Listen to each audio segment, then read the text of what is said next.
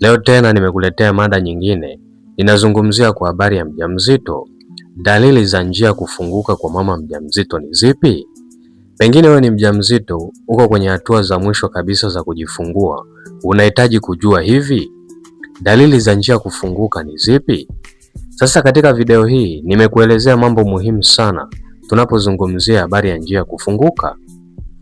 Mwili wa mama mjamzito huanza kujiandaa kwa ajili ya kujifungua siku kadhaa au hata wiki kadhaa kabla ya uchungu halisi kuanza. Lakini tunapozungumzia habari ya njia kufunguka tunamaanisha nini? Hali hii humaanisha mlango wa kizazi au cervix kuanza kulegea, kupungua unene na kufunguka ili mtoto aweze kupita wakati wa kujifungua. Sasa ziko dalili mbalimbali ambazo zinaonyesha kwamba njia hii inafunguka. Lakini kabla ya kukuelezea dalili hizo, please bonyeza subscribe button ambayo inapatikana chini ya video hii ili uendelee kupata video na makala za staili hii kila tunapozitoa.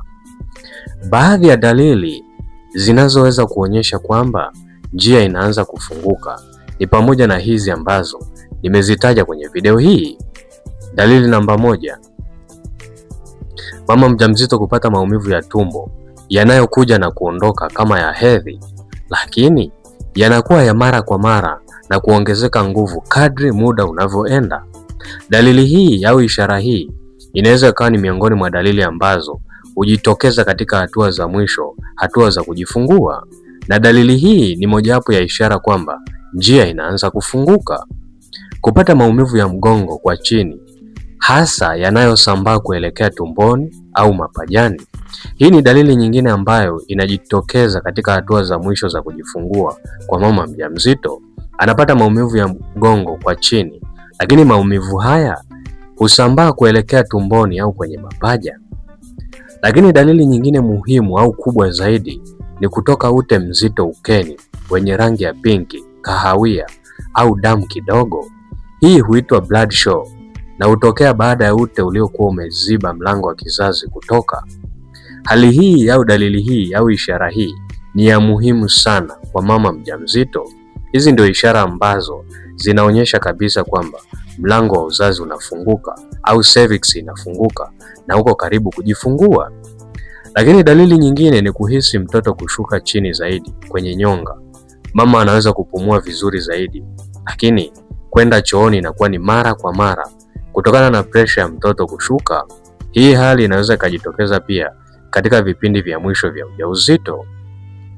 Lakini kuhisi presha kubwa sehemu ya nyonga au uke kana kwamba mtoto anasukuma kwa chini, hii ni ishara nyingine au dalili nyingine ambayo inaweza kujitokeza na kuonyesha kwamba mlango wa kizazi au cervix umeanza kufunguka au njia imefunguka.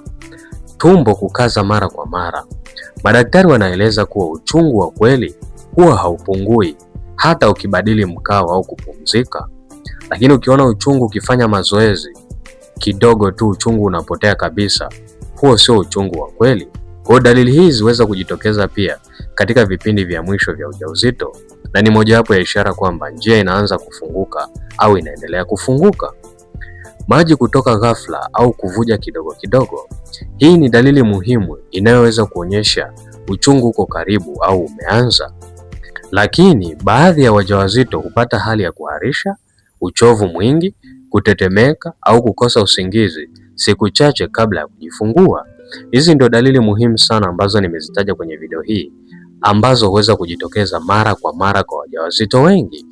Lakini kumbuka, wanawake hutofautiana pia. Kwa hiyo, si kila mama mjamzito hupata dalili zote ambazo nimezitaja.